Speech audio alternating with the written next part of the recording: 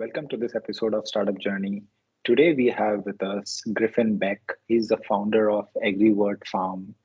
Basically, his business is based around helping urban farmers transition to using hydroponics to reduce water usage. So, hello, Griffin. Hi, tell us more about this because these keywords are just going above my head. Yeah, yeah. Thank you for the little introduction. So the business is called AgriVert, or AgriVert Farms is another name to go under.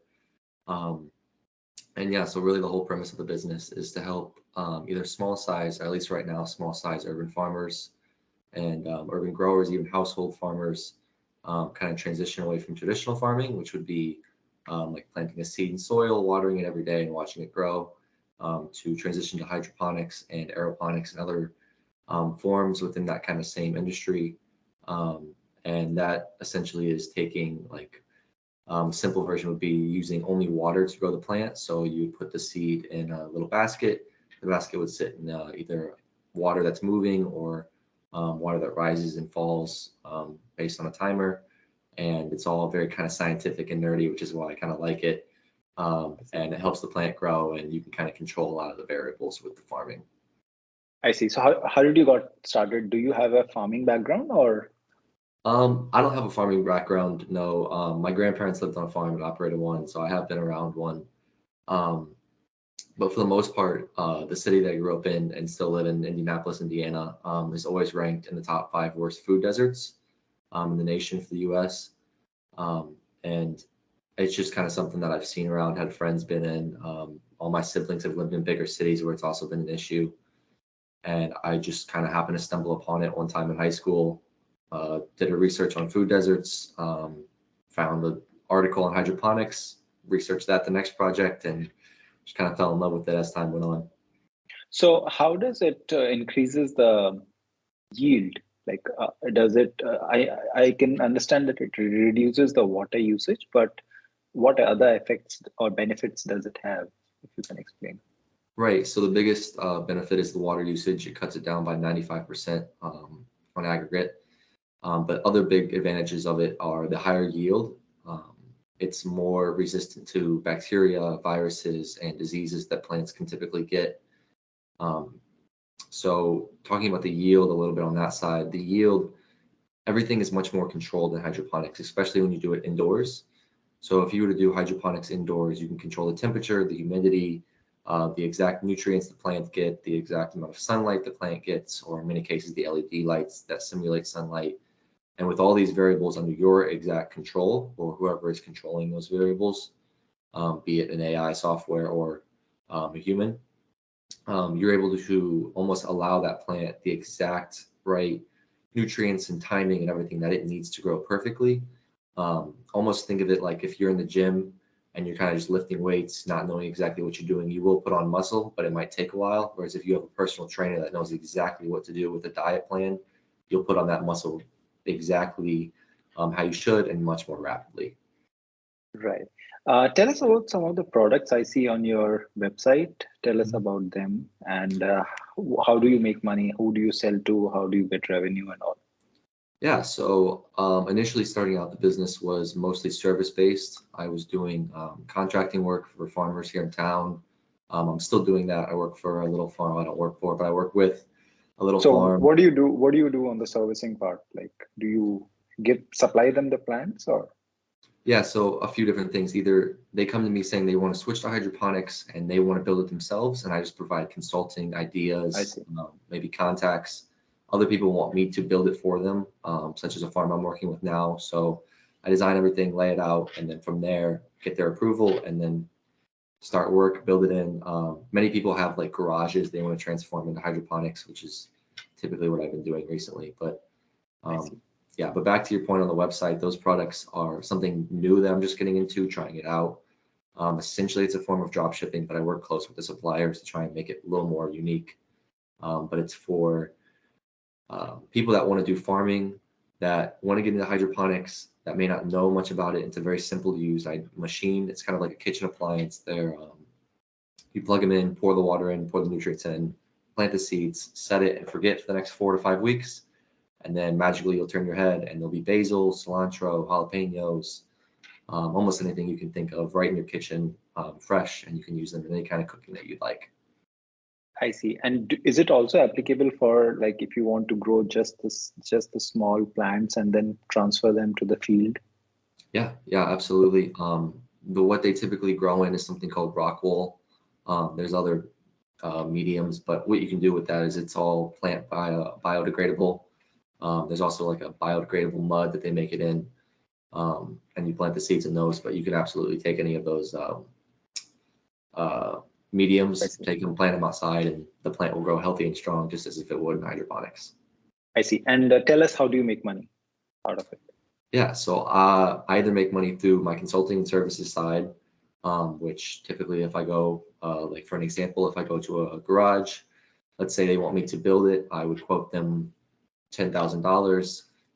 $6,000 of that budget would go to supplies and the actual building of it. Another $2,000 would go to me bringing in outside professionals such as plumbers, electricians, people that have talents that I don't quite have exactly yet. Then the other $2,000 is profit. I see. And then on the product side, it's like any other product. There's the cost to make it, ship it, and then I keep the profit on that. Right. It seems like you started in this a bit early. Like, why did you not choose a job and instead of that you are doing your own stuff?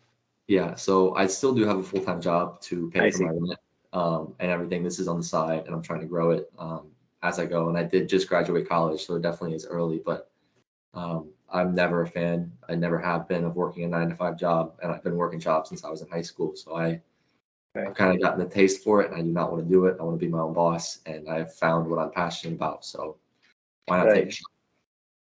Yeah, definitely. So it's always good to try out something of your own and see if it Yeah. works.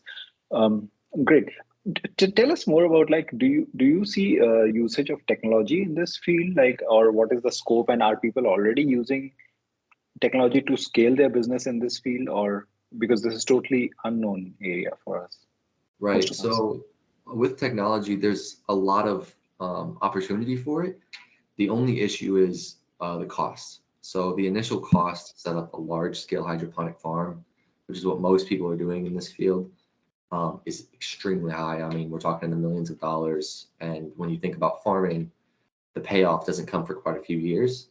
So what I'm doing to try and transition that is doing these smaller scale farms that are cheaper to start up and can prove more for enjoyment, more for a hobby, rather than these large scale farms, which I do hopefully want to get into soon.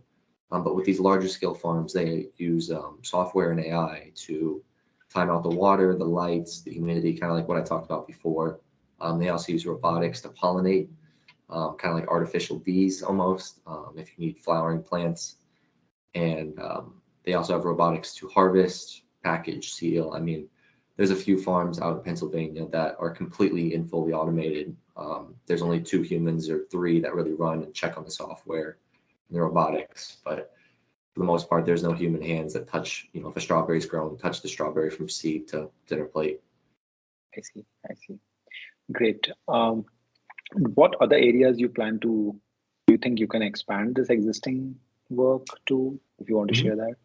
Yeah, I'd be happy to. One thing that I'm looking into right now is there's a modular home facility, and I have a few connections through my college that I went to it, and I'm hoping to work with them. And I've started talking with them, but making almost like a hydroponic garden shed. So if you were to go to Lowe's or Home Depot, you can see them selling those sheds outside, Yeah. um, and essentially taking one of those and building it out to be a garden. So these gardens would be for people that have larger scale gardens at their homes or really like to grow their own fresh foods, but they live in colder climates. So like here in Indianapolis, when it gets to December and January, it's, Right. 10 degrees Fahrenheit. There's no way you're growing anything outdoors. So the goal would be to have that shed. You can keep on growing, and even through the summer, you can still grow with it. Um, and yeah, kind of just allow people to have that sense of growing and having that green thumb through winter or through extremely hot days in the summer as well. Great. One last question. Like, if somebody is watching you right now and he's also in the same, he belongs to some rural area where in a village or somewhere and just want to get started on this part, how does he get started? Yeah, so if you have limited funds like I do, The easiest way is to teach yourself some skills. There's a million things on YouTube. Like everyone says, if you want to learn a skill, just type it into YouTube. It's what I did for the most part. And then start doing some servicing, some consulting, even build your own if you can. But if you do have a few dollars, if you have a couple $100 and you want to get into more of the growing side of things, something rapid that's growing a lot, and especially in popularity, is microgreen growing. So all you need is a tray, something to cover the tray, like a humidity dome. So a piece of plastic works just fine. Enough dirt to cover maybe a 2 square foot area, and then seeds, and you just set it and let it go. And they grow like crazy. Again, there's a million videos on YouTube, and it's pretty cheap and easy to start. I see. Thank you very much, Griffin, for sharing your story. I'm sure somebody would get inspired and get started on the similar journey. Yeah, I hope so. And if they ever need help, they can absolutely contact me on my website or anything else too. I'd love to help. Sure. I'll link down all your website and the Facebook page if I find one, and attach it in the description of this video. Thank you again. Thanks. Yeah. Thank you so much. Thanks. Bye.